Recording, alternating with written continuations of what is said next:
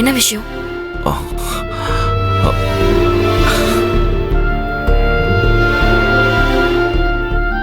Rajini, madam முன்னாடி இதை பேச முடியாத, கொஞ்சம் வெளியே வரியா? நீங்க போங்க, நான் வந்துடுறேன். Thanks madam.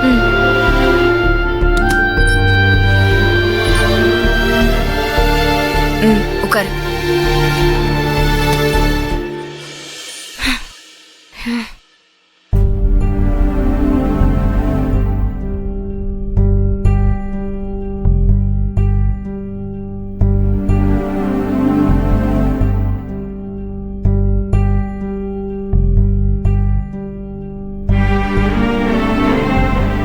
ரஜினி, நீ ஹாப்பியா இருக்கியா? ஏன் இப்படி கேக்குறீங்க? இல்ல ரஞ்சனி, கேக்குறேன்னு தப்பா எடுத்துக்காத. உனக்கு நிஜமாவே கமலேஷ பிடிச்சிருக்கா?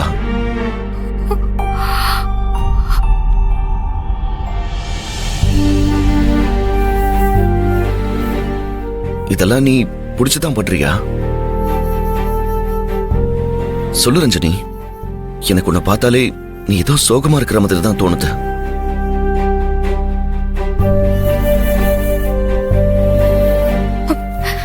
சீனு எப்படி இப்படி கேக்குறான்? அப்போ சீனுவுக்கு என்ன பிடிக்குமா? என் ரியாக்ஷன் வச்சு என் மூட கண்டுபிடிக்கிறானே. ஏன் கேக்குறேன்னா, அவரு பொண்ணுங்கிற மரியாதை கூட இல்லாம அன்னைக்கு நான் இருக்கும்போது தான் உன்னை அவ்வளவு பேசினாரு. அன்னைக்கு நான் எவ்வளவு கோவப்பட்டனோ அந்த அளவுக்கு நீயும் கோவப்பட்ட.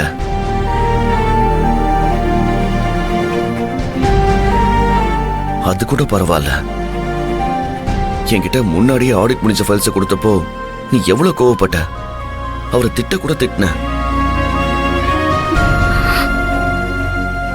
ஆனா இப்போ அவரையே பிடிச்சிருக்கு, கல்யாணம் பண்ணிக்க போறேன்னு சொல்ற.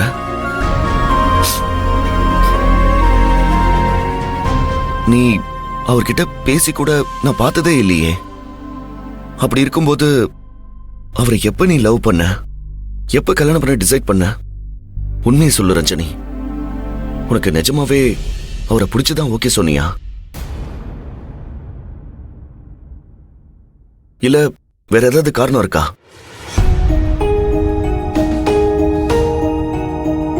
நீ எனக்கு எவ்வளவோ உதவி பண்ணிருக்க ரஞ்சனி. உண்மையை சொல்லு. ஏதாவது பிரச்சனைனா நான் கண்டிப்பா உனக்கு உதவி பண்றேன்.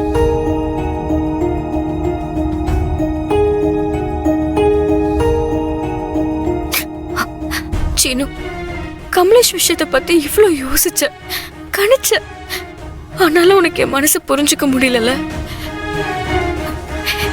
இப்படி நீ என்னை பத்தி யோசிச்சுட்டு இருந்தா என்னைக்கோ என் மனசு உனக்கு புரிஞ்சிருக்குமே.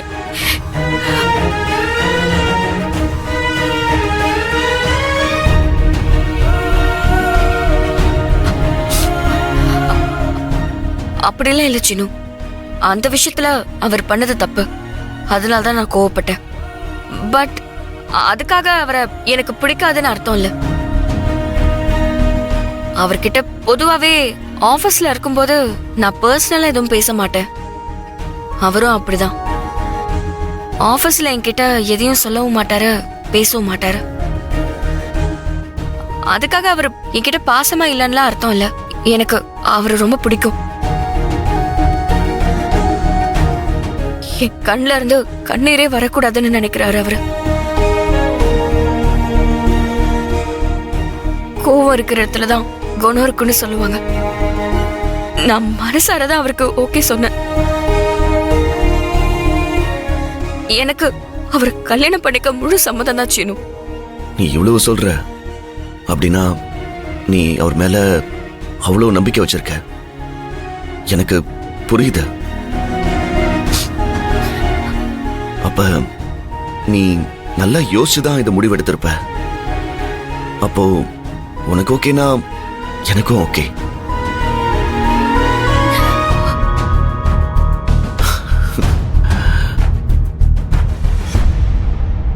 இப்போ இனிமே உன் கஷ்டம்லாம் முடிஞ்சிடும்.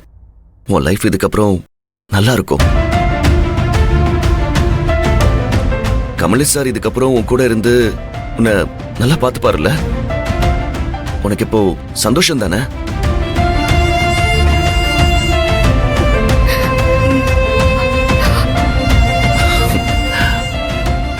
ஆமா, ஒரு விஷயத்த மறந்துட்ட பாரு. உன் ஃப்ரெண்ட்ஸ் கிட்ட உன் கல்யாண விஷயத்த சொல்லவே இல்லையா?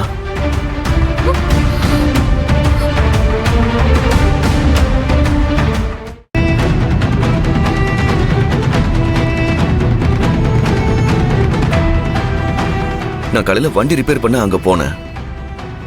அப்ப நான் சொன்னப்போ அவங்க எல்லாருமே ஷாக் ஆயிட்டாங்க.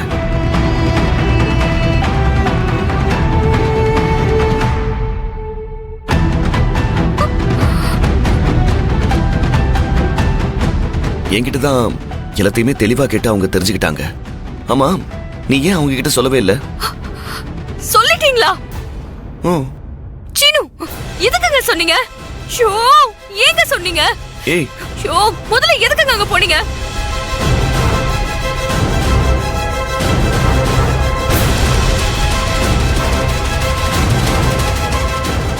என்ன சீனு இது? எதுக்குங்க நான் சொல்றதுக்கு முன்னாடி நீங்க போய் சொன்னீங்க?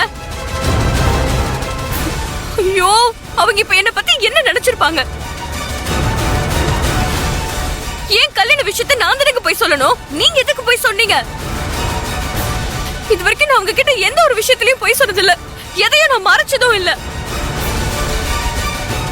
உங்ககிட்ட என் கல்யாண விஷயத்தை சொல்ல போறேன்னு முன்னாடி என்கிட்ட சொல்லிருக்கலாம்ல. அட்லீஸ்ட் போயிட்டு வந்ததுக்கு அப்புறமாவது சொல்லிருக்கலாம்ல.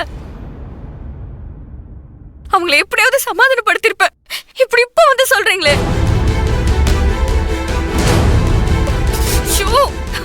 சாரி ரஞ்சனி.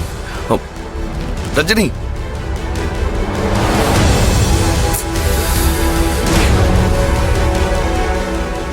நீ உன் ஃப்ரெண்ட்ஸ் கிட்ட சர்ப்ரைஸா சொல்லலாம்னு இருந்தியா? நான் தான் உளறிட்டேனா? சாரி ரஞ்சனி.